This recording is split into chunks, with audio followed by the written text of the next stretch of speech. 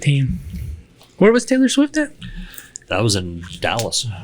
Was it the Cowboys? Arlington Cowboys Stadium.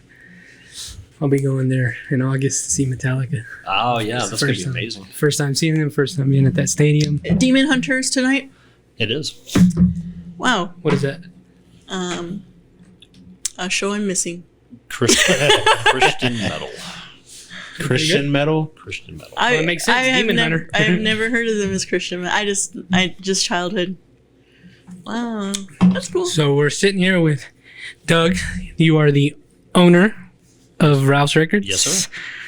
Man, you've already been telling us some stories. Let's go back a little bit. Tell me a little bit about your childhood. You grew up with the Mexicans. What's going on, brother? Yeah, I was token white guy. I moved to, oh golly, when did I move here? I moved to Texas when I was 13. We were in Kansas, Louisiana, and Albuquerque, then here. But yeah, I had one white friend growing up, so yeah. Nice. You're whittle. Yeah. Yeah. So you grew up here. Yeah. What was that like growing up here in Lubbock, Texas? I don't think we've talked about this before. Man, I hated it. When I moved here, it freaked me out because we lived in Albuquerque. We lived on the Sandia, like literally on the mountain. So it was amazing. Move here and it's dirt. Yeah, it's nothing. And it freaked me out for like a year. But after that, no, I loved it. I love it here. This is the best city on earth. I love it. You heard it. People clip it. There you go, man. I love it. So you grew up here. Yeah. You stay here. You're forever. Yep. When was your first experience? Because there was a previous owner for Ralph's, right? Yeah. No, I started working for Ralph when I was 16 years old. Oh, no shit. Yeah, I'm 46 now. Okay. So 30 years ago. Holy smokes.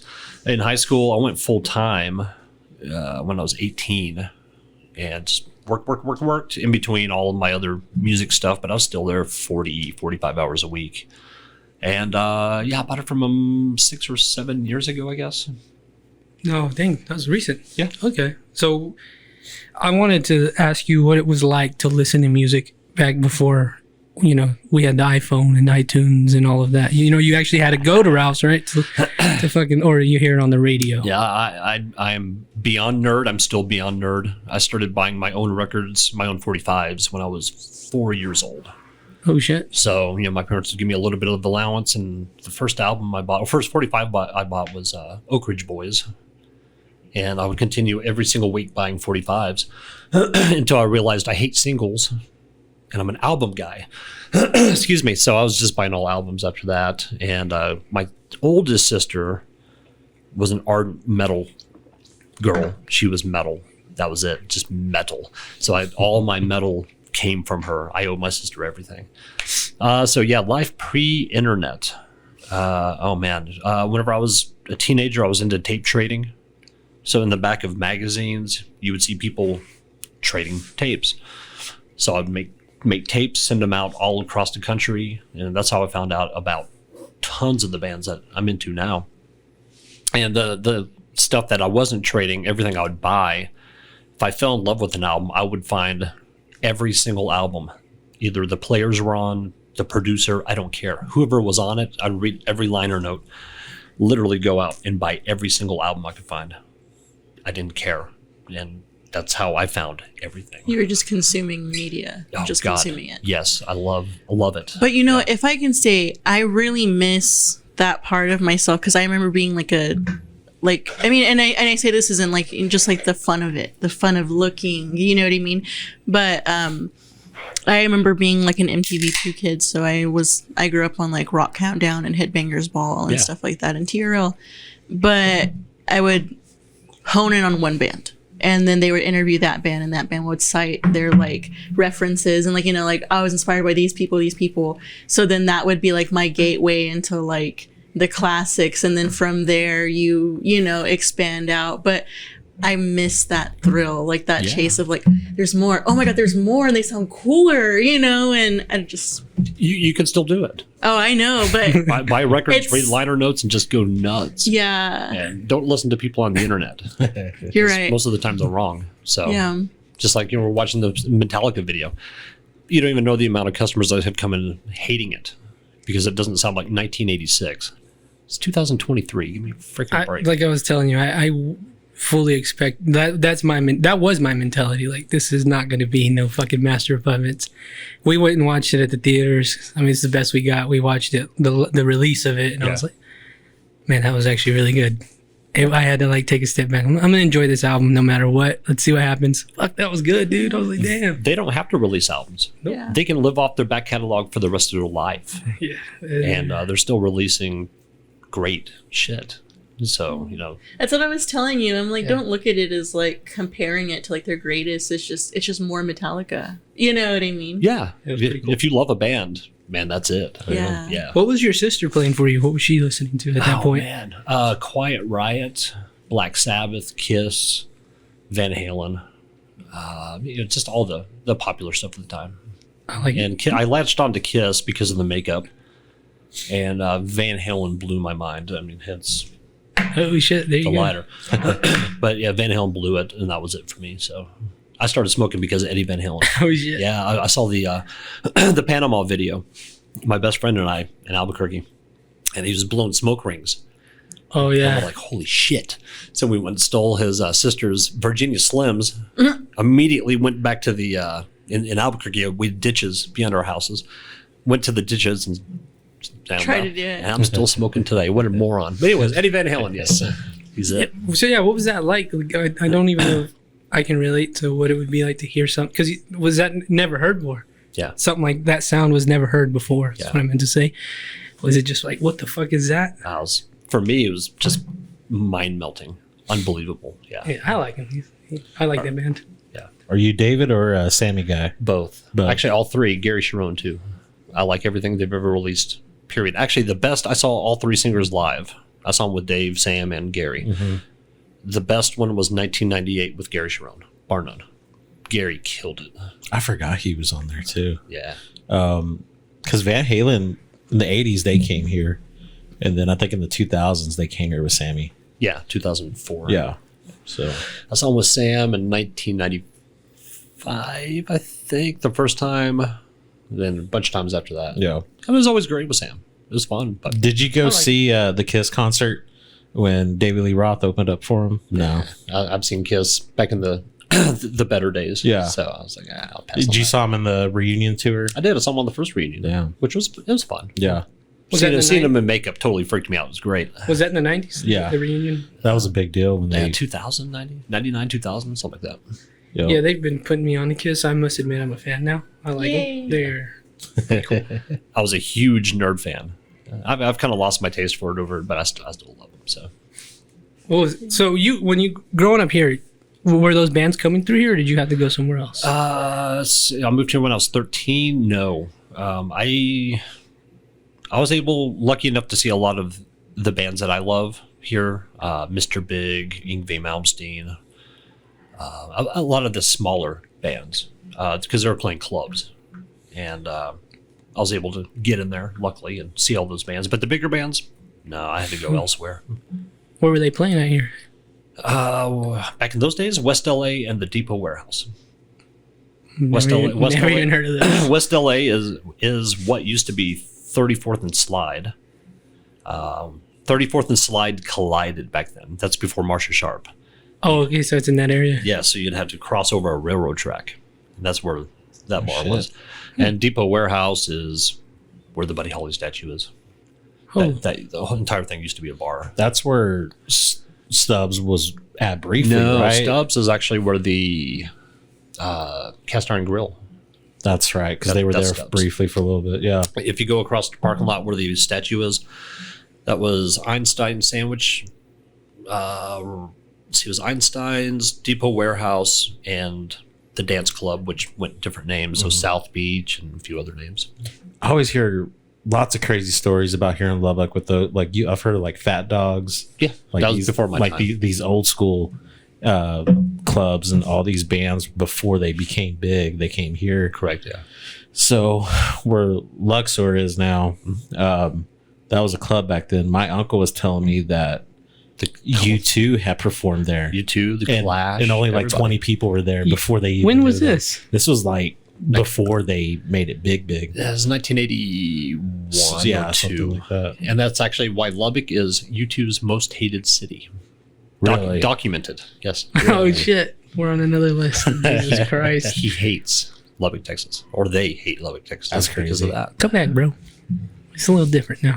I think they My uncle even has my Uncle George. Deal. Yeah. He has a book of Rush's like history of touring, and I guess in the 70s when they came here, the reason why they came here was because I guess some tech students signed a petition for them to come, and they came here because of that. They got enough signatures, so That's cool. Yeah, it's a lot of cool little history here too. And George has history. Oh yeah, George.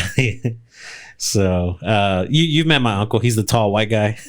When we went to the Shane's party, he has the glasses. I'm trying to think. I can't think of it right now. But anyways, Yeah, George is a real deal. He wrote liner notes for Grand Funk Railroad, a Beatles compilation. Besides working for Hastings for a million years, record labels. Now George is he's the real deal. yeah, shit.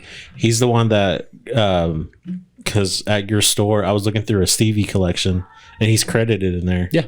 Apparently, he had a bunch of bootlegs that no one had never had. Correct. Yeah. Did you ever see Stevie play? No, I actually Damn. had tickets to see him. Son of a He was bitch. playing at the Fair Park Coliseum, and he passed away on August 27th, I believe. And then our show in Lubbock was like a week or two after. No. Oh, so he was going to perform here. Yeah. Oh, I did not know no. He that. passed away literally right before he came here. I did not know that. Damn. That's unfortunate. So this past weekend, I was in Austin for Lone Star Roundup, big car show that's down there.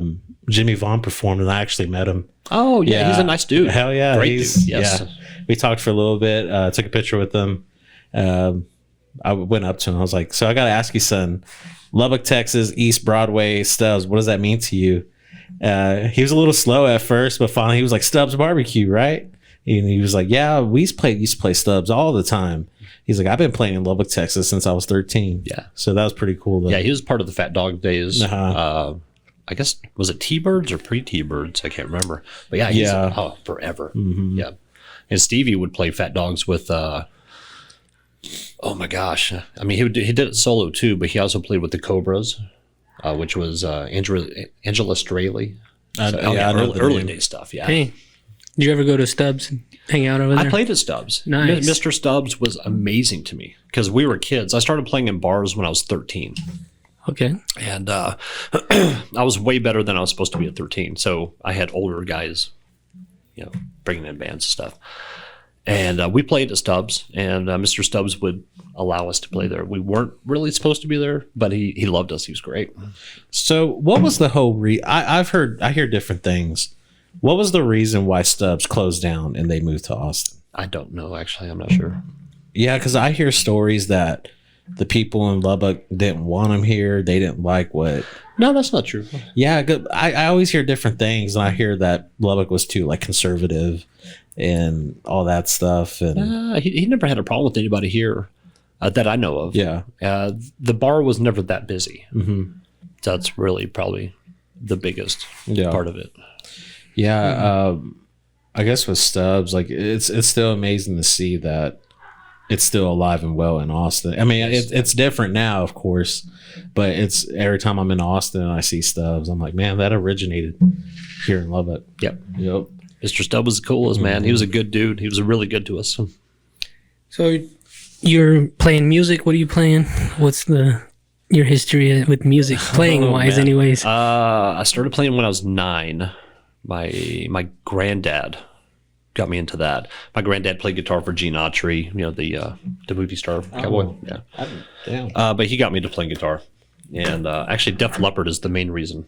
I saw a Def Leppard video. I'm like, oh shit, that's it. I was like, fuck, I'm done. I'm gonna smoke. I'm sorry. Oh, it's all good. And that was it for me. And I played a little bit in Albuquerque. When we moved here, I had no friends. I had nothing else to do. So I was playing 8, 10, 12 hours a day, just nonstop. And I was just really lucky. It was just an easy instrument. I had no problem. So I was playing all this crazy technical stuff. And I got bands when I was 13 or 14. Started playing in bars. And luckily my parents were real cool with that. But I did that for a long time. All metal bands when I was a kid. It was all metal. And whenever I was in my early 20s, got stuck in a cover band and figured out, oh wow, you can actually make money doing this. And then I got bored of that, left that band, and started doing instrumental records. So I released my first instrumental record by myself. I had to sell a guitar to do it. And I had a Britney Spears cover song on it, instrumental, silly guitar music cover. And it ended up doing really well in Japan. It landed over there.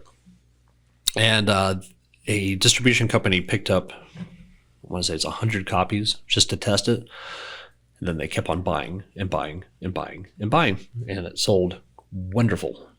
Great. It bought a car, actually. It did really, really well. Yeah. But because of that, I put together a band and actually started touring. And this is before guitars were really cool again. And we're touring with bands like Queensryche, Trans-Siberian Orchestra on their first tour, Yngwie Malmsteen's, and I don't even know. You could name a million bands, Toadies to Warrant to whomever. And so we did that record, ran its cycle. Record label picked up my second album. Yeah, and that released, and I did that. And then typical record label stuff happened and totally pissed me off. And I'm like, I'm not doing this. And it's cover bands, and which was the Ducks and Whips and Kisses. Whips and Kisses was a hair metal tribute band. Wigs, spandex, makeup. I looked beautiful. Nice. And we did really well. We were selling out venues just night after night.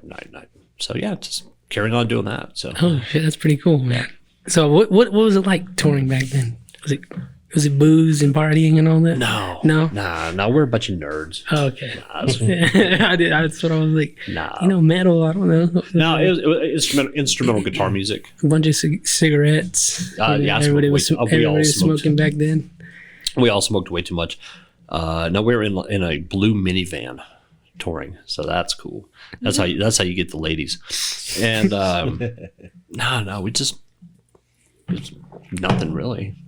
Just go out, play, and go to the next city. Oh, and you would come home to Lubbock. Oh yeah. Well, I was still working at Ralph's. Go back to Ralph's. Yeah, I would take time off, go do the stuff, come back, be right back to work. Heck yeah. Fuck, dude, that's so cool. There's no real money in music. It's tough. So, but it was great. Did you ever go to Japan? No. That would have been cool. I've been in guitar magazines over there and all kinds of cool stuff. But no, never had a chance. Who was that fella you were? How did you say it? Yngwie Malmsteen? Can you look that up? I'm trying to make sure I know who I'm thinking of before I ask you this question. What was the name? I want to see how you spell it. I don't know how to fucking spell it. Yngwie, Yngwie. The Swedish metal. So I've heard he's a bit of an asshole. Was he cool? Yeah, I'm not going to say that on here. Was he cool to you? I'm not going to say that on okay, there you go. Nah. But he could play guitar. He's a fucking killer. Amazing. He still is one of my biggest heroes. That dude, given everything I've heard, he could fucking shred. Yeah, he's the king. Yeah. Of that genre. Oh no, he's the guy. Yeah, he's like, that's what it's called, right? Shred guitarist. That's what he is. Yeah, right? It's neoclassical. Okay. Yeah, he still is the guy, man. He's amazing. So. Jen, you think he's hot? No. Yeah, me either. It's okay. He was. How about we could say he was He was amazing to his fans. There you go. That's all that matters, right? He was amazing to his fans. We were. I don't even know what city we were in, but it started monsooning outside. I mean, just pouring. And he stood outside his bus and signed autographs for everybody. There's probably 50 people out in that monsoon, and he was really good to his fans. Well, that's cool. There you go, man. So I'd be very surprised if he ever heard anything we ever said about him. But if you do, brother, you're an amazing guitarist. I have amazing stories of that gentleman. So, but you opened up for him? Dang. What was? And we would do stuff to intentionally piss him off, because that's what we do. I think the first night on tour, the first night of the U.S. tour, it was us and a band, Lizzie Borden. And Lizzie Borden was cool. Yeah. Amazing dude. That's great so dude. cool. So we show up. I think we got to the venue around 12 o'clock in the afternoon.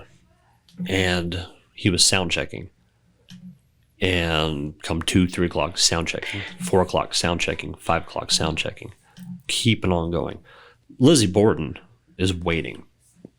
And Mr. Malmsteen was complaining about a buzz in the PA. Just throwing a fit about a buzz. The sound man of the show, do you guys remember that old AC/DC photo of the bodyguard carrying Angus Young? Yeah. Yes, I do. The bodyguard was the sound guy. Okay. And who's another amazing guy. And he is that big. He's huge, gigantic. So he's trying to fix the PA for Yngwie. And he was up in the roof tearing wires out. I mean, everything. Finally got everything back together, kicked everything back on. The buzz was still there. Yngwie looks at his pedal board, clicks a pedal, and says, "Oh, that was me." Jesus Christ. That answers my question, by the way, people. And the sound man rushed the stage. He was about to kill. Oh, shit. And there's people that had to grab him and hold him back. Oh, yeah. So, Wow. and that was the first. But anyways, Lizzie Borden got kicked off the tour the first night. Because, So I didn't even go far. yeah, unfortunately not. We ended up eating pizza with them Go at the to hotel. that one to the right. That one right there. This one? Yeah, I just want to see that one. This is what you guys were looking like where they were? Yeah.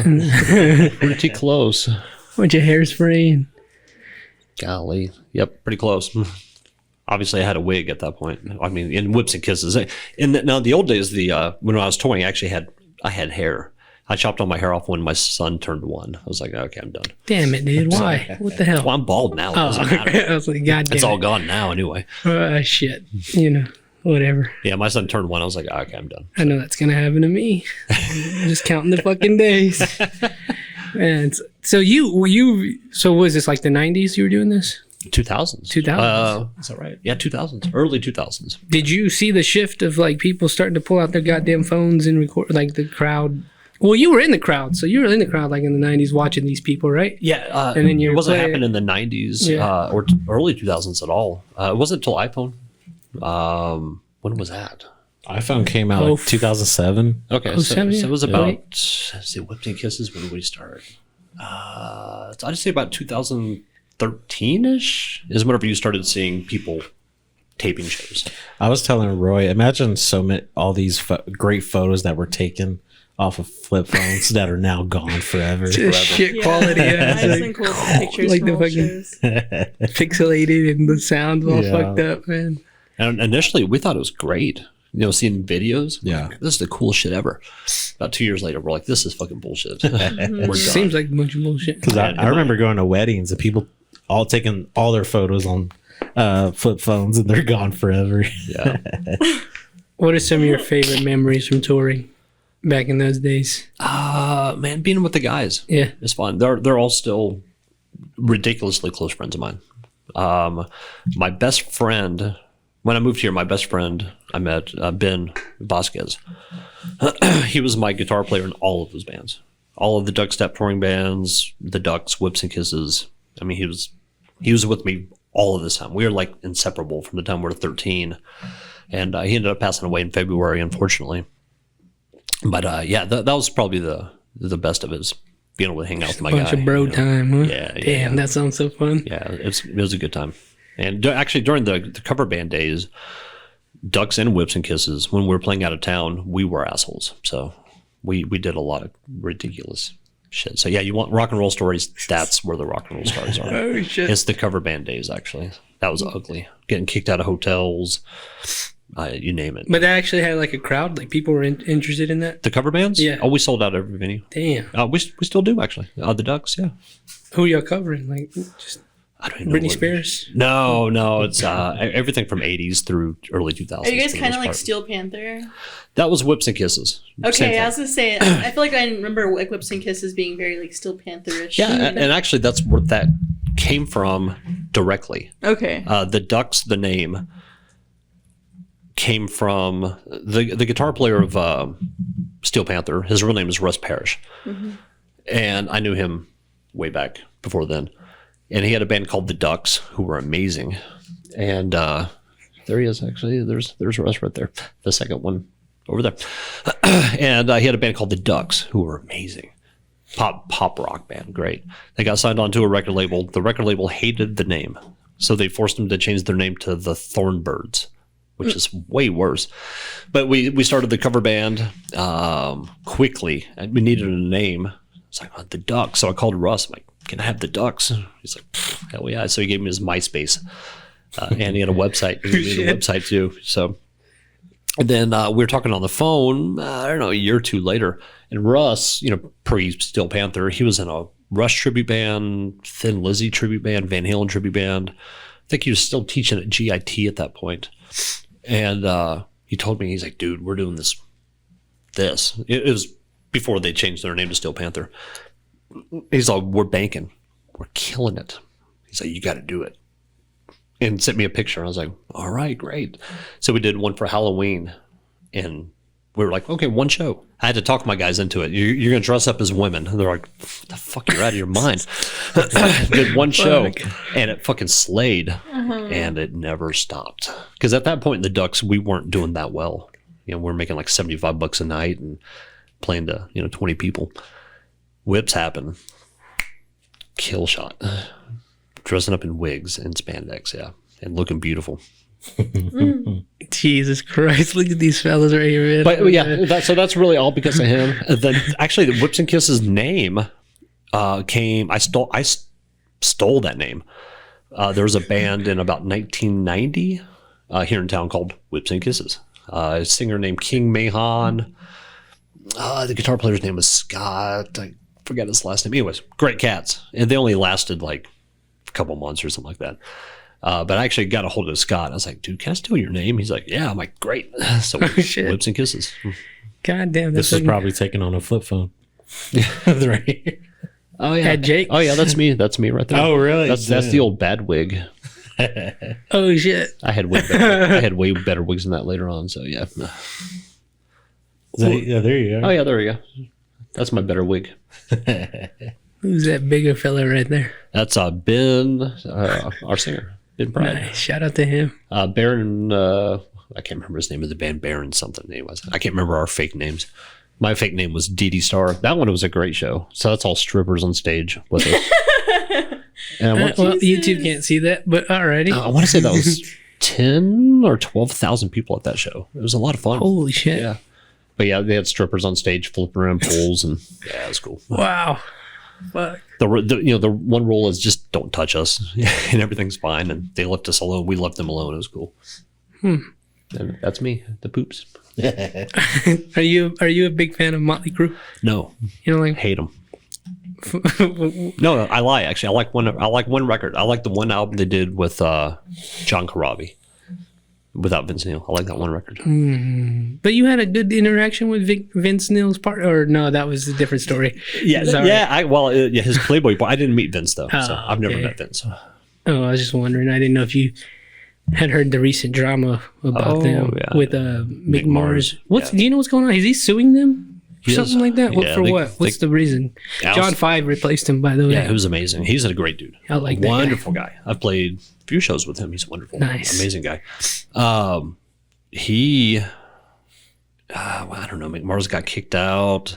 They had said it was for health reasons. Which is actually true. Yeah, that's what I mean, he's been bad off for a while, but they cut his money. So what money though? Was he getting? He's still the touring. He would get that money. That I don't know. I think because he still gets 25% of the band. I bet it's like royalties and stuff. Yeah, and they just because when you tour, they probably listen to your music and all that. Maybe is that what it was? I guess. And supposedly they cut it to 5%. Oh shit! I mean, why? Well, what's he? He doesn't. Well, he's actually just suing. He's one of the founding members of Motley Crue. Give him the royalties of the fucking albums, but that's it. The man essentially his body is stone because he is stuck in that position. Essentially, he is more than 5% royalties. I don't know. I was listening to a Sirius XM. And that is a very cold statement. If you're okay with that, that is awful. They did that to Mick Mars. Well, I don't know the logistics. I'm just saying. I was listening to an XM radio station. This guy called him and went off about that situation. That's why I was going to bring it up to you because I was like, what the fuck is going on? Yeah, I don't know exactly. He's actually just suing to get the financial records. That's it. Oh, okay. That's what he's suing to get is all the financial records from their 6 entities just to see where the money's going because they owe him money. I Damn, bet that's they do. unfortunate. That's super Yeah. unfortunate. Yeah. He's 'Cause literally been there since the very beginning, battled addiction, pulled himself. He's the only one who successfully pulled himself out of addiction besides Nikki Sixx, but he did it cold turkey. Like straight up cold turkey. And the Motley Crue name came from him. Him. Yeah. Like, I would argue him and Nikki Sixx are like the genius behind Motley Crue. I think Mick Mars is probably the greatest riff writer of the 80s. Yeah. So, I think. The most memorable riffs, Mick Mars. More than James Hetfield. Different set of music. Okay. Whoa, You got radio rock, and Okay. you got Metallica. So. Whoa, man, that Master of Puppets. That's all I gotta say. Yeah, no, James is the best rhythm. He's the riff lord, man. Oh yeah, and best rhythm guitar player on earth. So yeah, definitely. Yeah, because I'd heard that, and they were saying that they're going in the studio with Bob Rock They're they're there already. I didn't know he was their producer back before Metallica. Yep. Whatever album. Dr. Feelgood. Yeah, that one. So they're going in the studio with John Five, and I was like, "Well, cool, man." Well, this has obviously been in the works a long time. Yeah, If this just happened and they're already in the studio with John, come on. Yeah, they're making moves before. Oh, Although John 5 is great. He's got that one He's solo awesome. album, that one solo instrumental album. oh, he's got a bunch. Yeah, I was that one though that I got into when he came here. and the Spooky Oh, Boys. then you saw me open up for him. Probably. If you saw the opening act, you saw me. So yeah. Okay, yeah, I saw them over here at Jake's. I have a memory of John 5 like specifically like giving me candy. Oh, nice. During nice. his like intermissions or whatever. He kind of had his hand like this and I was like, okay. Oh, he's a good cat. nice. He was obviously in Manson beforehand. That's where he came up with the John 5. Right. Played with Rob Halford before that in a band called Two. And his name is John Lowry. His real name is John Lowry. Mm-hmm. And before Rob was David Lee Roth. Apparently, Manson. Before David Lee Roth, he was with Katie Lang. So he's been around the block. So. Yeah, he's a good dude. I would be very sad if I heard he was a bad person. No, he's great. He's wonderful. Wonderful. Yeah, apparently Marilyn Manson was like, as soon as he met him, he was like, "You're John 5." Yeah. That was it. And he was like, "All right, I'm John 5." So Yeah. that sucks. And he couldn't. He obviously he's too good of a person to be with that group of people, man. Doesn't drink, doesn't do drugs. Yeah. Nothing. Plays guitar. Do you have Instagram? You follow him on there? I do. He fucking plays, and his little hairless cats are just chilling while he's just shredding. It's fucking cool, man. He's a good dude. He's awesome. I love him. Big fan. So yeah. Shout out to him. Hopefully, one day he can come on here. Yeah, right? That'd be awesome. But do you like Guns N' Roses? Actually, yes. I do. You're a fan of them? Yeah, yeah. I like them too. Appetite, both Illusions. I love Chinese Democracy. You like it? I freaking love it.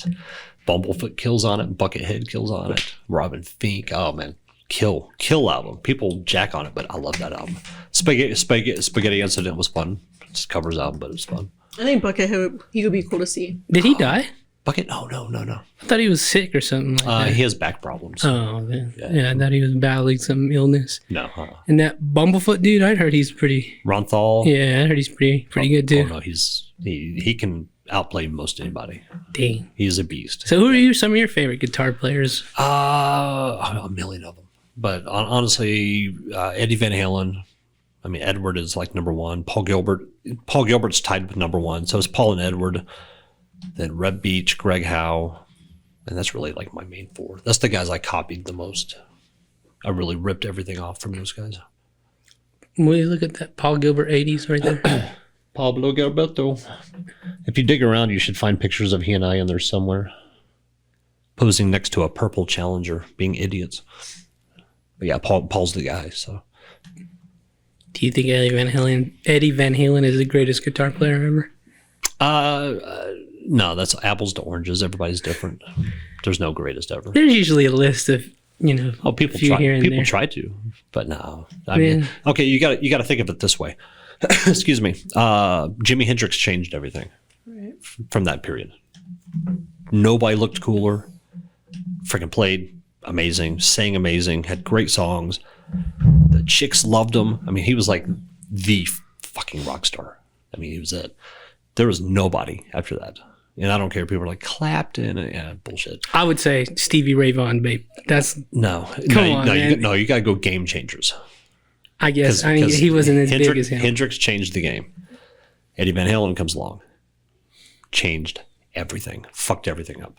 I mean, you can read about any rock star of the period. Listening to Van Halen 1, they're like, oh shit, it's over. But Eddie Van Halen, besides just being a great player, great songwriter, all that stuff, humbuckers and strats, he was the first.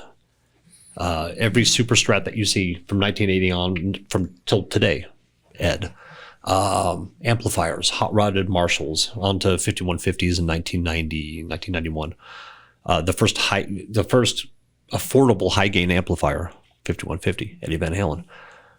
He changed everything. Much more than music, in music marketing, the way that people play, the stuff that they play. Eddie Van Halen. I get what you're saying there. He changed everything. And actually, you can kind of skip up a little bit to Steve Vai. When he released an Ibanez guitar, the Gem, with the monkey grips, yeah. right? Which was a big deal. But it was the first guitar with first majorly made guitar, 24 frets, 2 humbuckers, single coil, recessed Floyd Rose. But they released his version. They also released a cheaper one, which was the RG series, which is virtually every guitar you see that's a rock guitar is that. So you have to say thanks to Steve Vai for that. So now you have to look at game changers. Yeah, I guess you're right. Steve Ray Vaughan, the boy from Texas. no matter how great he was, he played shuffles. I mean, that's not changing the game. So you're breaking my heart here. Come on now. So I was watching a video about Jimi Hendrix. I didn't even know this, and I talk about it all the time. But apparently, Jimi Hendrix's guitar hero was Buddy Holly. Yeah, I didn't know that. Yeah, he liked Buddy Holly. Yeah, and a bunch of other cats too. But yeah, but I mean, people always say that, because even like they always say like, how do we go from Buddy Holly to like Hendrix within that short period of time? But Hendrix, he was a part, like he was Little Richard's guitarist for a while. Correct. Yeah, he was with all those rock and roll guys. Yeah, you really kind of angle it down to the British blues. And that's where Hendrix started creeping along with it. And game changer. Yeah. But I had no idea that's who his guitar hero was. I think that's pretty crazy. Yeah. Well, were the British blues guys? They were influenced by Buddy Holly, there, right? Oh yeah, pretty much. Yeah. Buddy Holly, he's the guy. Yeah. He's the guy, man. And that's another game changer. So yes, and people don't realize it. People don't think about that. We talk about it every goddamn podcast. He's the king. He's the one that really popularized the Strat, right? Yeah. Because the Strat was just kind of just an instrument that was just background. Yeah. It wasn't really made to be a leading instrument. Yep. But he's the one that really brought that forward. And when you look at old photos, like back in the Bob Montgomery days, like when he was doing the radio shows here in Lubbock. Yeah. It looks like he's from the future because they're all playing acoustics and he's the only one with a Strat. Yep. Yeah. So. Love Buddy Holly. His family was so very nice too. What was like the music instruments when you were playing? Like, were they cheap? Was it cheaper than now? Was it accessible? No, they're more expensive. Really? Because nowadays you can buy export, or import guitars, really cheap that are amazing. Whenever I started playing, my first guitar was a Japanese Strat. It was really good. And right after that was an American Strat that was really expensive. So I thank God for my folks buying me really good stuff. I've heard Japanese and I've heard Mexican Strats. They both do one. Right now, I think I don't know, man. People will argue with this. I think the Mexican stuff's better made than Japan, depending on what brand. Because Japan does the ESPs, right? They do. Okay, see, that's a different beast. If you're talking about Fender, I think their Mexican guitars are better than Japanese, personally. But then you go sub-brand with them. Sub-brand is Charvel. Charvel's Japanese is better than the Mexican stuff.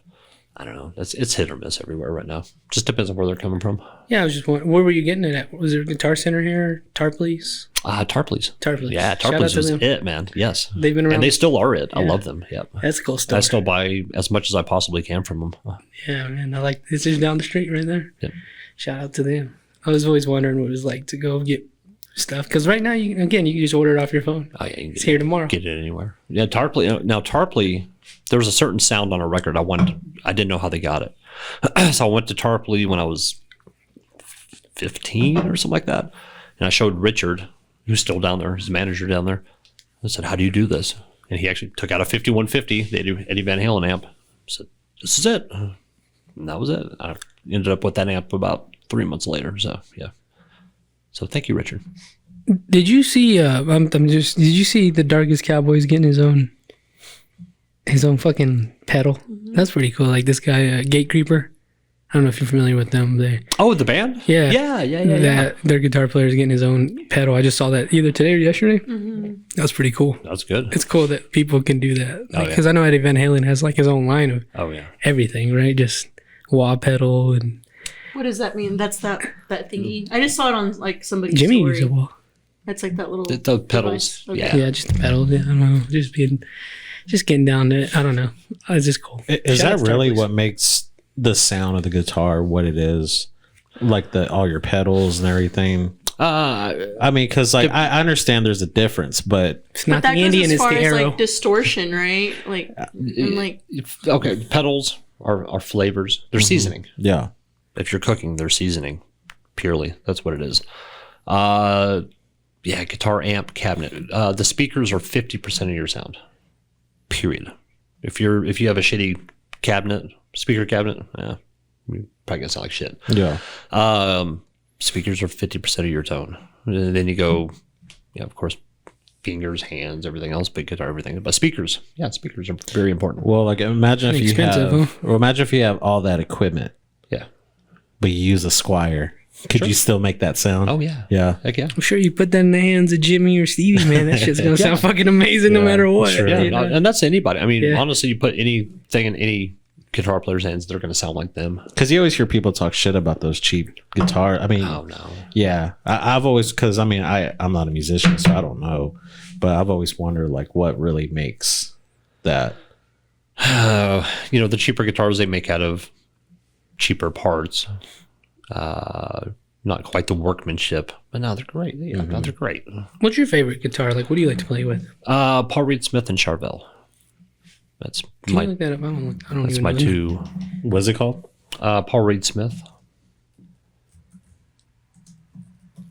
Paul Reed Smith. Reed. I like watching. Reed. I like watching him type stuff out. It's pretty funny. But shout out to you, Bradley. Thank you. What is the guitar called? The ones I play a few of them, but let's a Custom 24.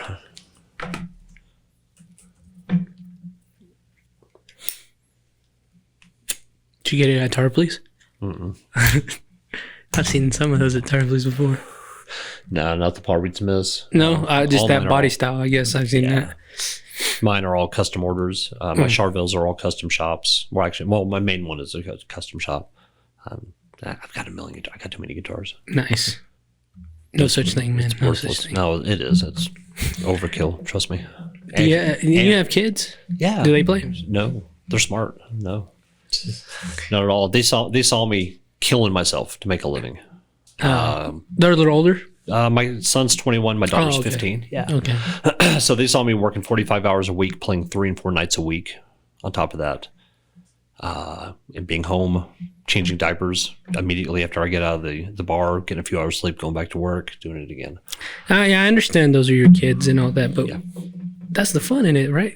Let's take the kid part out of there. Like fucking playing 3 nights, 4 nights a week. Oh no, it's great. That's the fun part, right? You're just grinding. It was great, but I'm dad. Period. Yeah, I get that. That's who I am. That's why I've always been. I'm dad. Dad number one. The guitar stuff, yeah, it's cool too. But I'm dad. I get that, man. But so you never try to get them to play, or did you? No. No. Oh no. They are themselves. They are very smart, unbelievable kids. My son is a linguistics major at Tech. Nice. So fluent in Arabic, fluent in German. Does he can work for the military? He wants to work UN. Yeah. actually. Okay. Yeah. My daughter, same. AP honors, everything. Amazing tennis player. Just wonderful. The daughter, she's Great 15? kids. What is she listening to? Taylor Swift? Taylor Swift and a ton of indie pop stuff. So Lizzie McAlpines and stuff like that. It's more of the Has popular music stuff. and film become like a big bonding thing with you and your kids, like showing them anything, or is it just kind of like if they kind of have taste in something and you see like a little window of what you could kind of like listen to this? Do you ever do that, or no? is it just... Actually, I listen to what they want to listen to. Like my son's favorite band is Toto. Okay. So Wow. I took him to go see Toto last year, which was great. All the pop stuff my daughter's into, I try to take her to everything I possibly can, and that's her dig. And it's all great. It's fun. I enjoy it. I'm much older than that, so I'm just watching a bunch of kids. But that's the coolest thing is I lost my taste for it for so long because I just got annoyed by going to shows and playing thousands. I played thousands of shows. So I got bitter at it all, but started taking her to shows and seeing all these kids having fun. Mm-hmm. Now, when we went to totally revitalized me. when we went to Harry Styles, that was what I saw. Yeah. It's like young, old, it was a fucking party. Yeah. Well, that's cool. But that's the There's thing. a lot of though, energy, man. It was cool. That's like solidifying of the era. You know what I mean? Like, we're going to look back on that and see like pictures of all these like girls in feathers and cowboy hats and whatever. And it's going to be like, that was like the Harry Styles craze. Like there was a Beatles craze or whatever. It's just so cool to see. I agree. It's about as close as you can get to that. Yeah, he is. Man, I love it. Yeah. I'm just seeing these kids just so happy. And I was like, oh shit, there it is. That's what I forgot. Mm-hmm. Ah, there you go. Totally. I was like, okay, cool. And she loves it. And she owns more records than I do. Well, okay, technically owning a record store, I technically own more than she does. But on a personal level, she actually owns more than I do. The kids, they're Mexican. Is your wife Mexican? No, she's white. Oh, I thought you were saying. You said, because earlier you said. I grew up with all brown. Yeah, earlier you all said. brown dudes. He said her uncles are brown or something like that. I was like, they are. Okay, that's what I was like. Her uncles, my real family, they're all brown. oh, okay. I was a little confused, and I was going to ask, were you listening to Tejano or any of that? Did you like Selena? I just watched that movie recently. Love Selena, yeah. And Tejano, with their family. Oh yeah, no, I was stuck around that crap all the time. Yeah, no, I love it though. So Yeah, it ain't crap, man. I love it. It is good music. I like back it. then we hated it. We're like, fuck, why are you guys every backyard party? We're like, no. So it's either that or just 90s rap. That's what we were stuck around constantly because of what our friends. I was going to bring up a fellow by the name of SPM. I didn't know if you ever were listening to that. No, that was actually before my time. Okay. We were of the end of the NWA period, first Ice Cube record, early Snoop, Dre, Tupac. So what was so. NWA like in that time? Was it like, what the hell is this as well? Was it like Groundbreaking? Was it? Yeah. I don't know who I was just listening to. The Compton album. I bought that on cassette, and holy shit, I was like, this is it. I totally got it. And I'm a metal guy, Yeah. but yeah, no, that was it. God, I love that album. They were supposed to tour with Guns N' Roses. Did you know that? No, I didn't know that. Yeah, I don't know what happened. Something happened. I think those two groups of people weren't ready to. It would have been But a war. It would have been a war. I love the blending of it only because there's so much commonality in it. You know what I mean? Like, Just especially grimy, like dirty. hip hop like that, and like it came from such an angry place, but also metal at the time was coming from such an angry place. It's just like, oh yeah. But even like now, like, I mean, like I listen to like a lot of like hardcore and like death metal and stuff, but also like the rap I do like is like Memphis, like satanic, like 3 6 Mafia, Of course, yeah. Koopsta, stuff like that. But because Koopsta. yeah, That dude's crazy. yeah, but like I like stuff like that just because the commonality of like it's just as angry and heavy as like hardcore and punk is. Oh yeah. And I like when like they merge at like festivals and stuff. Like Body Count is going to be at that Sick New World thing, which is going to be cool to see like a band as angry as Body Count, at a. Well, any of that early 90s stuff. I don't care if it's Pac or Biggie or even Warren G at the time, because Warren was producing those albums at the time. Besides his own stuff, and all that stuff was that was ripe, man. That was freaking hardcore, man. Yeah. Amazing. And it was like a telling of a world that like I feel like that's just kind of something to think about like with music like that is like I say we as in like.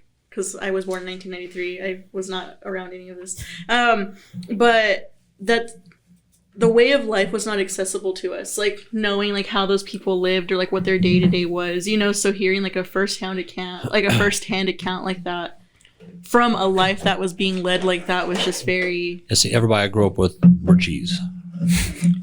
For real G's. Yeah. Not dressing up the part. Mm-hmm. Can you tell the story you told us earlier? Nah, probably No. not. Never mind. Skip around that. I'll tell you off air. Yeah, there's no names or faces in any of that. But everybody I grew up with is all real. And actually, the majority of them are even more real than you think. So, yeah. And that's everybody I grew up with. So, I was token white guy. Where'd you go to high school? Friendship. Oh shit! Yeah. Go Tigers! Where'd you go to middle school? Friendship? Was it- I moved here in the middle of my 7th grade year, so yeah, Friendship. and was it all white back then? Was there Mexicans? Oh yeah, yeah. It was God, at least half Mexican there. Yeah, It was always it was been a half farm. and half. It was farm, man. That was a farm yeah. school. It was small, so yeah. And everybody was cool, man. Everybody back. It was small. Everybody was cool. Were you at the new high school or the old one? The old high school? Oh, okay. Yeah. Nice. Before nice. they expanded. Yeah. Actually, whenever I graduated, I think the football field was going up, Okay. if I'm not mistaken. Yeah. But yeah, no, it was, man, everybody was cool. Small school, everybody was cool with everybody. The rednecks were cool with the G's. I mean, everybody was cool with everybody. It was great. Nice. Great high school. All right, let's take a break. I have to take a piss like a motherfucker. All right. On. I literally got there right as aneurysm went on. Bum fight's outstanding. Okay, Great. yeah. And I've heard of them. I'm not just saying that because I pay them, but So I have to ask. There's always that stereotype of record store employees being snobs and judging you for what record you buy. Do you judge people by what they buy? actually not.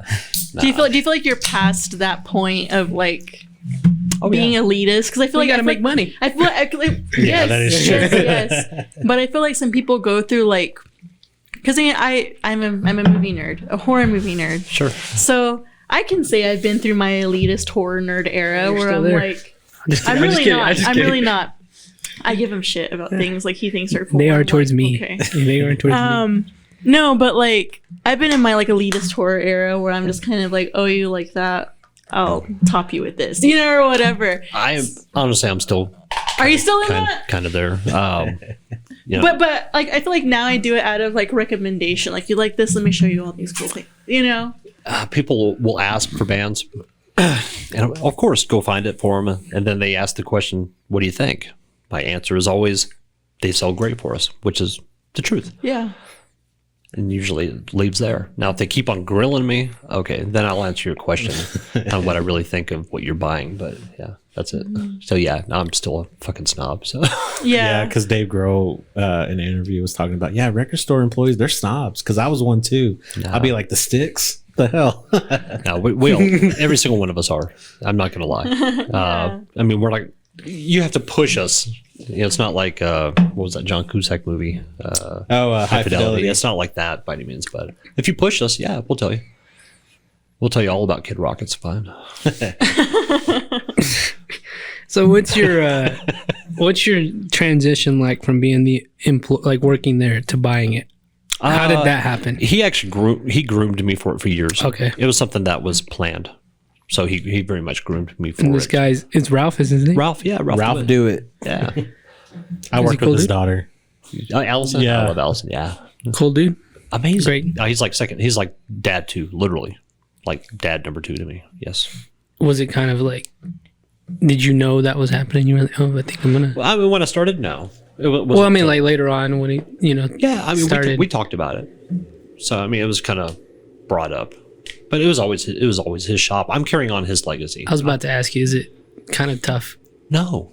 I mean, carrying that legacy? No, because he's an amazing man, and I never ever want to lose that name. You know, the Ralph's is very important, and I want to carry that on and build it.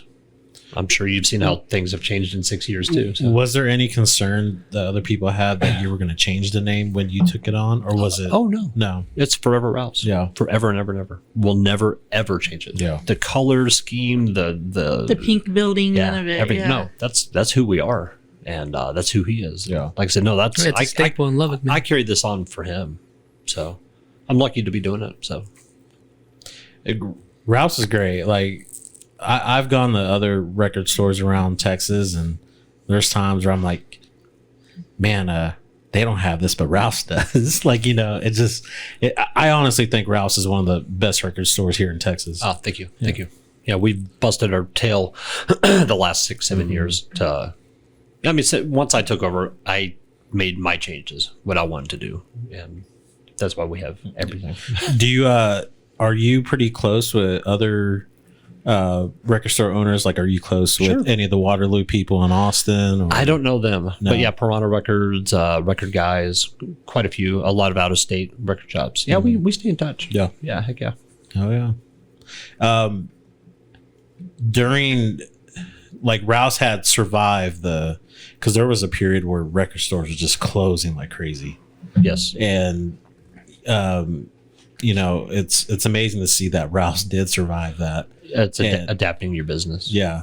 And because I remember like in the late 2000s, it was like just people were closing, then Hastings closed too. Yeah, we bought 3 of those locations. Really? Yeah. Damn. But it's amazing to see that Rouse still is here, because I remember being a lot younger, wondering like, I hope Rouse makes it. I hope. It's adapting. I mean, but every 2 weeks or something, it's adapting. Mm-hmm. You have to change. Yeah. So in an ever digital world, how do you adapt to that? Or are people coming back to this? We're always going to stay who we are. We're a record store. Yeah. Always. But, we're very family oriented now. You're not going to see porn in my store or anything, stupid like that. We are a family store. You're able to drop your kids off and your kids can have fun. Everybody can have fun. I'm a family store. But no, you have to adapt. Listen to your customers. Your customers are going to tell you what they want. Get it. Your customers are smarter than I am. It's just a matter of me bringing it all in and doing that right.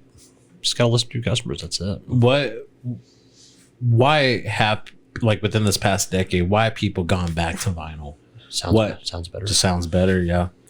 I mean, because I've been collecting for about 10 years now, I would say. It's just one of those things where, I mean, a lot of it has to do with George too. Sure. But for a while, I thought I was the only one. But it's amazing to see how so many other people, have drank the Kool-Aid and got on. And it's getting younger and younger and younger. You can hold it. You can read it. You can listen to it. If you need cigarettes, you can sell it. Yeah. You can't sell what you're leasing on your iPhone for a pack of cigarettes. It's just a matter of owning stuff. Does it disappoint you when you see places like Walmart selling vinyls? No. It works out for everybody. Sure. Yeah. But it's always been that way. I mean, they carry CDs. We carry CDs. They have DVDs. We have DVDs. But we have way different stuff than they do.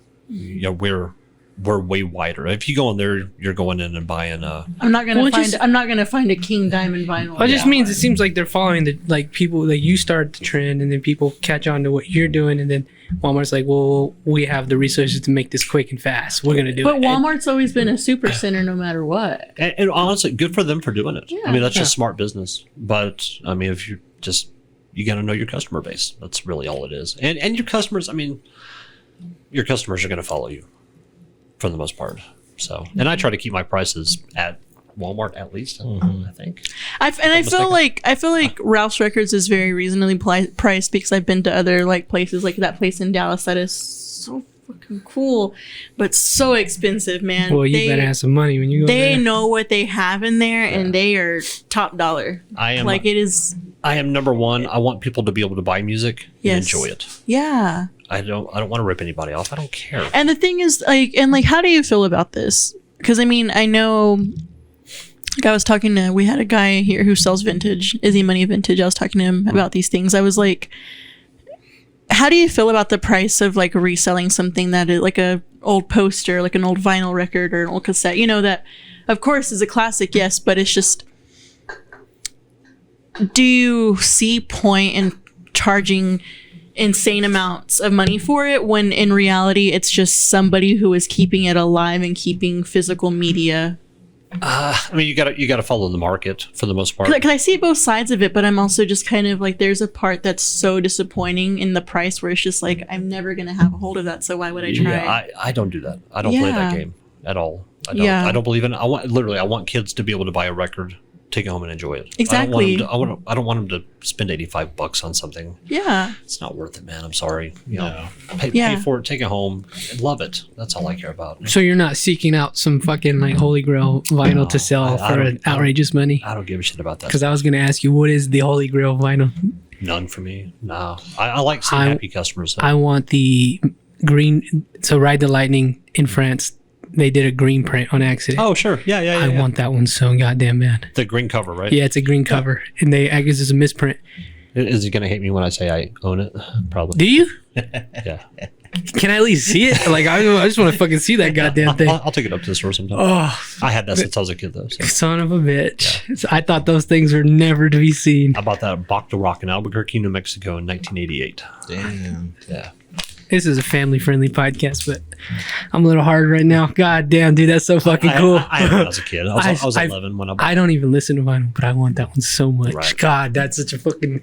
I think it's worth $1, but Oh, man, dude. God, that's so cool. it's just like Alice You in got Chains. lucky. Yeah. What the fuck? Alice in Chains, the Alice in Chains 3, I own an original pressing of that. I bought, when it came out. I think that's going for like $900 now or something like that. It's stupid. I'm not going to sell it. It's mine. But it's ridiculous. There's a lot of records that are What's way out of hand. what's the first record you ever bought? Like you bought it. 45 Oak Ridge Boys, Elvira. What about LP? You know what? That's so funny. Remember when we had Sophia on the podcast? Is that the one they were talking That about? was her first record. We had a guest like a month ago, and we asked her what was the first record she bought, saved her own money for, and it was that same Really? one. Because we were like, Elvira. The first thing she said was Elvira, and I was like, "Oh my Yeah, god, I love I Elvira!" remember. She's like, "Oak Ridge Boys," and I was like, "Oh, okay." Yeah.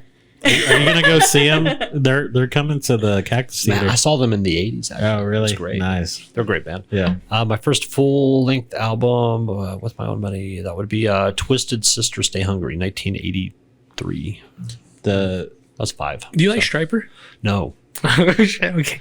No. Me and my boss listen to them. Absolutely not. I like them. I don't like religio metal at all. I can just say Well, that you openly. got the fucking guys playing tonight, right?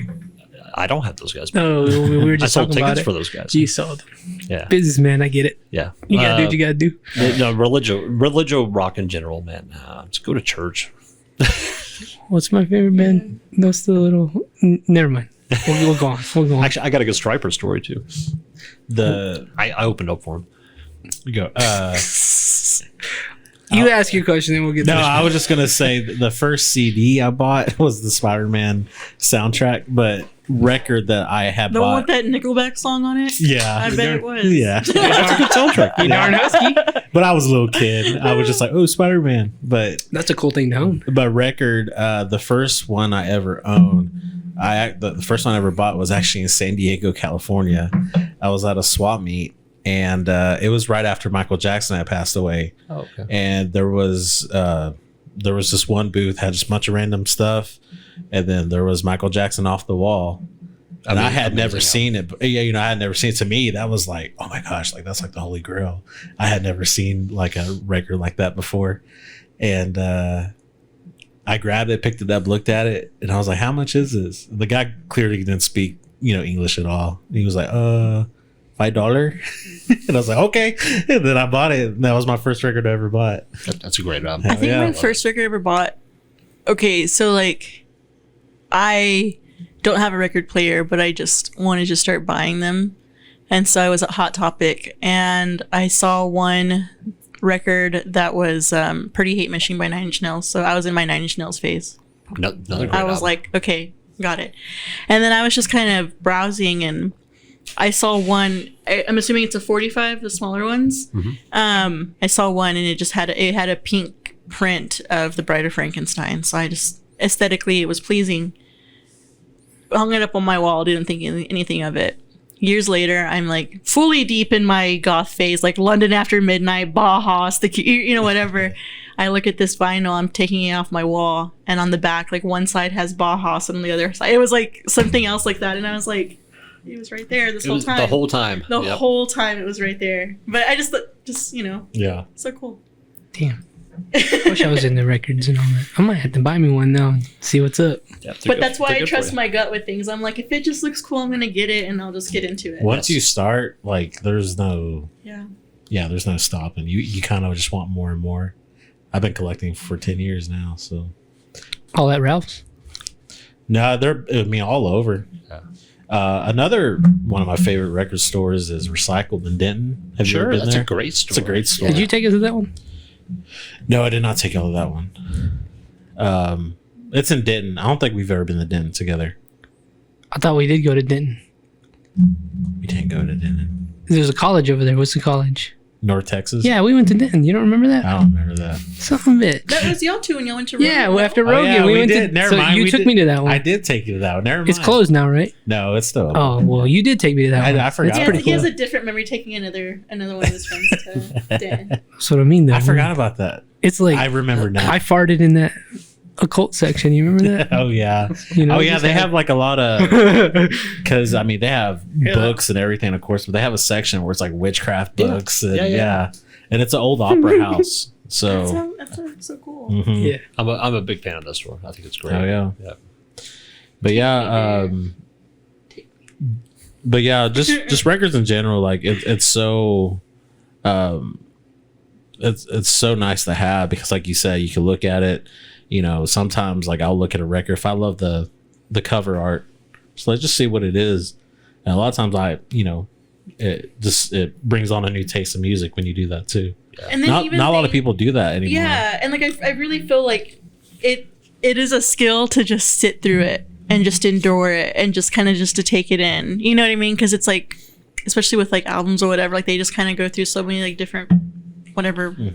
I don't know. I feel like that's also a part of it, is just sitting through something. That's why the artist did it. Yeah. Yeah. That's George- why you should listen to it. So. George had told me this, I guess his theory of, when it comes to the media, he was like, when you had records, you listen through it all the way. You just put that needle down and that was it. But once CDs started to come in the picture, that's why a lot of one-hit wonders started to come out, because when a single came out, you would just skip to that one song and just listen to that one song. Well, it was that way in the 50s and 60s with 45s. Yeah. Everything was singles. It was all one hits.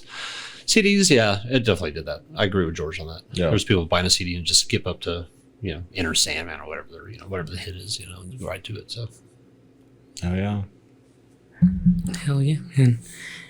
Now, in these times, are you going to the movies? You watching movies? no, You never went to. not a whole lot. My daughter and I watch a lot of Gilmore Girls, Castle. Yeah, no, not really. I'm an NBA guy, so right now, actually, I'm attempting to catch up on playoffs as we're speaking. Are you betting?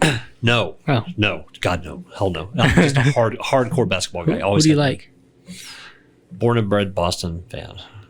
They're winning right now, right? Yeah, But they got beat by the Hawks. Yeah, last Ah, night. Yeah, come we're- on, we're brother. three- I we're just saw 3-2. that. Hey, they I just saw that game. Yeah, I'm all about Boston. So Any reason? You like Larry Bird or what? that's whenever I fell in Yeah. love with him. Yeah, Larry Bird. The white boy is cold, motherfucker. Yep, You like the Red Sox? yep. Hate the Patriots, Oh man, but hey, I hate the Cowboys too, so it works out. man, there you go, man. College football fan? Two of America's teams. Not really. Does Ralph's? Do y'all work with tech? Anything? Y'all collaborate on anything? No, not so much. Well, I mean, I do stuff for tech as a guitar player. I've done stuff for tech. As per our store, no. No. Matter of fact, I did on FMX during football season. Do you hear the heavy metal version of the theme song, or do you ever listen to that station? The Texas Tech theme song. There's a heavy metal like shred version of the Really? song. That's cool. That's me. Nice. That's pretty cool. I think they played it at the stadium too. if I'm mistaken. Anyways, yeah. that was Wes's idea from the station, so it was really cool. Oh shit, that is pretty cool. Hell yeah. So yeah, you just keeping up with the basketball right now. Yeah, it's all about NBA for me. Yep. Dang. Movies, I just don't watch TV much after basketball. I'm like, whatever. So all your media you consume is music. Yeah. Just music. Mm-hmm. Who are some of your favorite people right now? Current? Ooh, Yeah, God. just currently. I still listen to the same stuff I've always listened to. Newer. I mean, I say newer bands, but they're not new bands anymore. Stuff like Soilwork and Black Dahlia Murder and stuff like that. I like Black Dahlia Murder. Huge fan of like later death metal stuff, but they're not new. Were you ever into like only because like they're one of my favorite bands, but Power Trip? I love Power Trip. God, Fantastic rest in band. peace, Riley Gill. How do you feel about Fugitive? Have you listened to any Fugitive? It's okay. I agree. I really feel like I love Power Trip because of Riley's vocals. Yeah. It's definitely what made it, and I'm excited to hear. I like Fugitive just because it's any continuation we're gonna get a Power Trip. Sure. It's the best we're gonna get. True. You know what I mean? But God, I was very sad to hear about. I saw Riley Power go. Trip live once. I saw them twice. I saw them great. twice here. But just I would really enjoy their shows when they would come because the supporting groups that they would bring with them. There was one band the very last time. There was two groups that they brought. There was one like dark wave DJ named Ghost that they brought with them. Yeah. Do you remember that they did that really cool Nine Inch Nails cover? I think it was Terrible Lie. I think that's what it was. And then the next band they had was a band called like Nazi Smasher that came out in like full like costumes, and they had like a man dressed in like as like a Nazi baby, and they were like blasting it. It was just so cool to see. But like, yeah. What other like newer metal do you like, or like newer like? Oh man, I'd had to flip through my stuff to remember a lot. Yeah. There's a lot of metal bands that are great right now. Okay. Great. Judiciary. Love them. Yeah, Oh, shout out those boys. Yeah, shout out to them. I love their guitar player so much. He's the greatest dude. So yeah, great band. Yep. And I he's love with. He's with Gatecreeper right now. Thank you. Is Yeah. Yes. Is he? our boy? Shout out to him. Love him. Love him. Love him. Great kid. So I'm old, so I can say kid. So Are you listening to? Do you listen to it on your phone? Are you plug it in the headphones? I have to in my car because it's all computer. So my phone just hooks up. Well, I didn't know if automatically. you put in the headphones, listen on your phone, or you're like, nah, I'll wait to get it on the record player. What's going on, do man? because I don't have a stereo at my house. Okay. My daughter does. She has a killer stereo. I don't. If you go into my basement, it's all guitar stuff. So I have enough music I'm at my store at least 10 hours a day. At least. Hey, what's it like running in this business? Is it Work. just Enjoyable work. But yeah, it's work. So you gotta handle everything now? everything. Oh, I was handling everything. Whenever he was grooming me to it. I was gonna say, do you feel like it was like a big transition of power? Do you feel like it was just very just like fluid and stuff like that? I mean, once I took over on January 1st of whatever year it was like another Another day of work. day. Yeah. Yeah, and I really feel like that. That's Like all credit to Ralph's. I was gonna say, I feel like that's testament to having like like a good mentor and like a good leader. You know what I mean? It isn't necessarily like a leverage of this is your job and what you have to do, and it's more like these are responsibilities that are shifting over. You know what I mean? Yeah. But that's awesome that it was like so smooth for you. Yep, totally credit to him. If I had a question, I could text him, but I'm an emotional guy. So was it emotional that day when he left? I'm not emotional. I didn't think you were. So And like He and was like like, was "Ah, it just- really I that? It's just another day. I still talk to him every other day. I was Shout out gonna to him. ask, like, was it really that big of like an emotional drop? Because it was kind of just like, here's keys, I'll see you around. You know what I mean? Like, Yeah. Does he ever come like- by still? Oh God, yeah. I was gonna say, like, I feel like it probably is like normal, like I saw him Tuesday. So what made you the guy that he wanted to put in charge? I have no idea. Yeah. I really don't know. I was think always there. I have a guess. I was always because you there. like music so goddamn much. We can tell. Yeah. You're a fucking huge music fan. it's like that's always been your job, Yeah. Rose? That's it. Nice. No, well, I lied. Okay, I was there when I was 16, part time, then school, and then actually I worked at a Pizza Hut for a little bit, a pizza Roman delivering pizzas, and then right back to the store. So I love that. Smoking cigarettes and listening to heavy metal, man, it's the coolest job ever. Oh my god, nice. pizza delivery. Could you smoke back then in the store? No, we never have. No. No, it's gross. and I'm a smoker. So. Okay. No. I used to give Rouse our Allison a hard time. I was like, "Why don't you take over the store?" She was like, "No, I don't want nothing to do with that." Neither And one of them. she knows.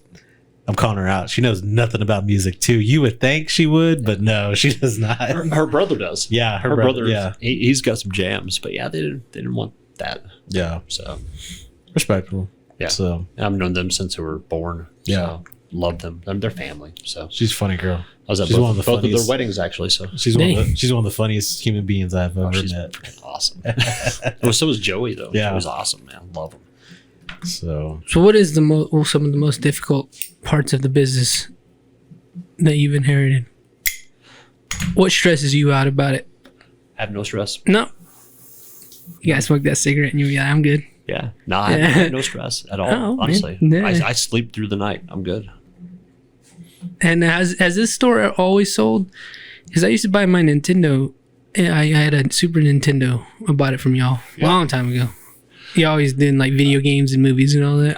or is that something you brought? No, that was him. Yeah. Shoot. They've been doing that for a while. 32, 33 years. He started bringing them in, I think, That's how old Jen is. at Game Boys, if I'm not Roy is mistaken. 26 and is extremely crippled by his age. He's obviously not secure about it. Right. So, yeah. Yeah, But I've been Anyways. consuming media from Ralph's. I've been buying film from Ralph's. yeah, thank you. Yeah. Yeah. So how has? Are y'all the only record store here? No, No, is there us, another one? Josie's. Then you have the corporate stores. Yeah, we don't count Second those. and Charles, I guess. But independent or independent. Yeah, also independent. Josie's. Yeah. Josie's, I think they have Josie's. 7 locations or something Yeah. like that. And they do like really cool like listening parties and stuff. They do.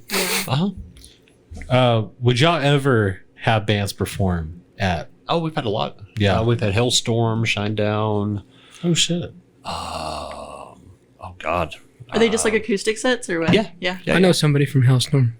Oh yeah. He went to school with Dave, or she went to school with Dave. One of them. I don't Was know. he hell? I don't know. One of them went to school with Dave, so I know them. Oh, Shout out that's to cool. them. They're oh man, they're nice. She loved my daughter. The last time they played, my daughter was a little one. She just hugged on her. She loved her. So nice That's people. so cool. Were you in any of the old Ralph's commercials Yeah. on TV? Yeah. I remember those. Those were all written by a guy named Mark McKenzie. He wrote them and directed them and edited them. Actually. What's the story behind the Ralph giving a car to Friendship? Do you know what I'm talking about? Yeah, our pink Lincoln. The city wanted to charge us signage for that car. And the car wouldn't even start. So spend a ton of money on it and pay the city X amount of money to have that car, or just give it to Friendship. Went to Friendship. And then it was something where the car went missing, right? It did. No one knows what happened to No. Wait, what? it. So that car, they supposedly y'all like donated to the Friendship Auto Shop, They were supposedly going to fix it. and It was a school project. yeah, and it went missing. Yeah. Like no one knows where it went. Yeah, sure. But like they did a commercial where someone's wearing like a Friendship like Letterman jacket, and then Ralph's like, "Hey, you should find out what happened to the pink Lincoln."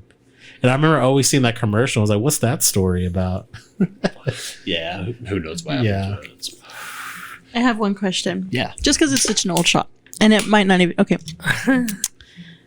Have you guys ever had a spooky experience inside of there? Never. Never? That's good. I was just figuring, just because it's old Lubbock, obviously, I don't think people died there. You know what I mean? No. I don't think it's a place of tragedy.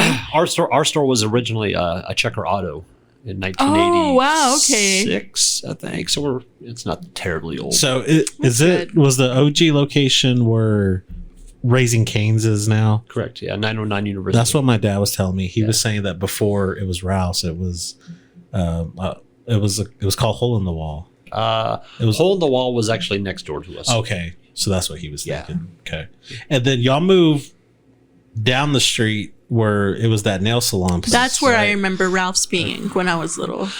Yeah, that was actually the city bought our building for the beautification project.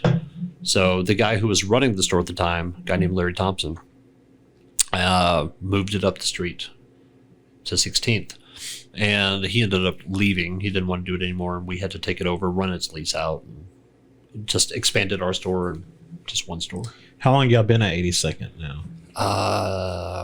1992. Okay, so for a good while. Yeah. Hell yeah. Quite a while. Hey, y'all been there forever. So y'all had 2 locations. Yeah. Yeah. Well, we've also had a store in Oklahoma City and Amarillo. I didn't know. We had a that. location on 34th at one time. I didn't know That was 80s. So Damn. Amarillo store was 90s, I think. 80s. So y'all Late 80s. expanded out to those places?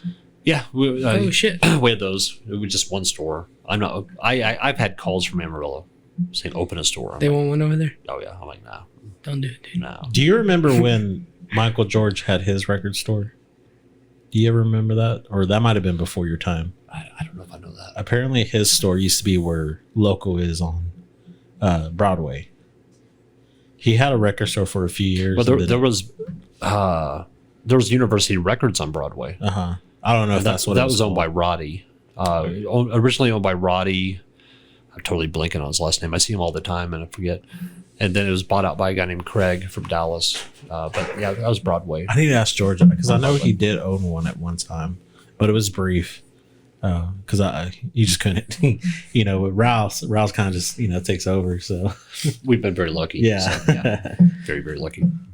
Do you plan on? I know it's a long time, but do you plan on as well grooming somebody to pass it on and keep it going? Oh, man, I got another 20 years ahead of me, I'm sure. Or I say I do. See how fast I have a heart attack. Yeah, who knows?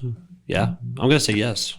Well, I guess my other question is: do you think vinyl and records would still be relevant in those years? In 20 years? Yeah. 20 years is probably going to be CDs of what you're looking at records right now. It all goes in circles. That's what I was gonna say. I feel like that will I'm waiting for the day that CDs become like a hot commodity to collect again. It already is. But It's hopping again, actually. I really feel like, I I started collecting VHS tapes 2017 or whatever, but it became like a thing to just have media, and I really feel like that's a big deal. It's just it's a thing for me to go find my favorite movie or go find my favorite edition or whatever to keep, because a lot of what we have accessible to us, film wise or music wise, is on a catalog online, whether it's a Correct. streaming service or Spotify, Apple, YouTube, whatever. And I really feel like it's important to have physical media on you. Because eventually, there are some films I know I own and some CDs I know I own that they're not on a streaming service. I'm not going to find them readily available, and that's it. Their time is done. Movies are harder than music. Yeah. There's way more music online than movies. Yeah, so I feel like it's very important to get those things, because it's that's the only evidence you're going to have eventually here in 20 years. That's the only evidence I'm going to have of, I don't know. Well, there's a guy Blood looking Rage for or a something. copy of Third Strike. Do you remember that movie, Third Strike? Came out in 2000s. And it's out of print, gone. So we looked it up for him elsewhere on eBay. It's something for $38 now. Crazy. Something that we sold for $4 2 years ago. Mm-hmm. So yeah, once movies go out, they go up because they're harder to get. Mm-hmm. Movie collecting is good. I wish I watched more. yeah. And there's so many. I wish you did too. I got kind of a distaste for it for a little bit. It's just like what I was telling you earlier. It's just I used to go to Goodwill and stack up on VHS tapes, and I was balling for $3-4, and I would come out with 12 things. You know what I mean? Yeah. And now I'm trying to find these things, or I'm going places, or I'm going to thrift stores, and they know what they have now. So I'm on principle, I'm not going to pay $10 for a VHS tape. No, I still sell them for $0.25 a piece. Yeah, you know what I mean? Or So I'm with you. I've literally been to the pound store before, and I think I found a VHS of Johnny Depp's Blow. Okay, Johnny Depp's Blow. How much is this? $6. Yeah. $1. That's still pushing it, but here's my dollar. You know what I mean? There's a girl, you probably know her, Madison. Yeah, I know Madison. Okay, yeah, she's a horror movie buff. Yeah. But even then, her too, she kind of went off on, she was spending some money on VHS tapes. Yeah. And, that's on principle. I just won't do it. Sure. But I know that one time you guys posted that big ass haul of horror films, and they scooped it before I could even. It was I saw the story 7 hours later. I was I know Madison and Aaron got it. They did. And sure enough, I looked at their stories, and I was those Scary movie girl. fuckers. Yeah. But it's in the right hand. If it's in their hands, it's in the right hand. Oh, totally. No, Yeah. they deserve it. Yes. So. They're great people. I like them a lot. Wait, so love them. do you have people out searching for shit for you, movies and vinyl and all that? Searching for me? Going out to Yeah, I do. I have Yeah. I have a handful of dudes who travel all the time. yeah, That find stuff for me. Yeah. nice. Yeah. Hell yeah, that's cool. Yeah, you see a lot of cool things that customers trade in. Huh? Oh yeah. Lots and lots of cool stuff. Are there some items where you're I'm going to keep that for myself? Very gonna rare, ask you actually. that. Really? Very, very rare. I'm not a collector No. at all. So it's got to be something really stupid for me to want to keep it. Do you feel like that's something that you kind of had to tell yourself very early on? Yeah. This is cool, but you You buy cannot. Ralph was the opposite. He was he kept everything. I feel like that's Man. it's a slippery slope. Well, how could you not if everything's coming through your store? Yeah. What the fuck? He kept everything, man. So I don't. Nah. Doug, we should go to a movie, me and you. If it's like Star Wars, yeah. I'll go with Star Wars movie. Actually, I'm taking my son Sunday. Return of the Jedi. Are they playing at Oh Alamo? yeah, Can I go with you? Yes. All right. I will be there. I'll go with you.